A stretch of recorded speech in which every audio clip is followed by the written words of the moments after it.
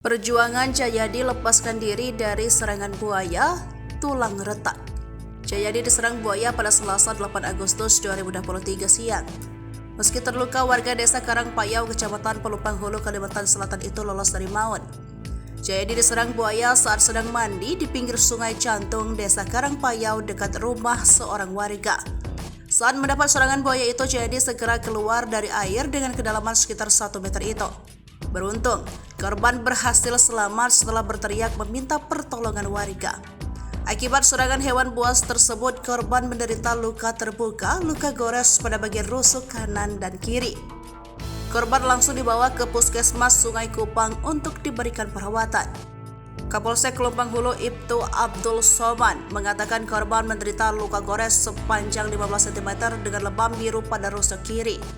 Atas petunjuk tenaga kesehatan Puskesmas, korban menjalani pemeriksaan kesehatan lebih lanjut. Korban kemudian dibawa keluarganya ke klinik medikal Batu Licin untuk dilakukan röntgen. Hasilnya tulang rusuk kiri nomor 2 dari bawah mengalami keretakan.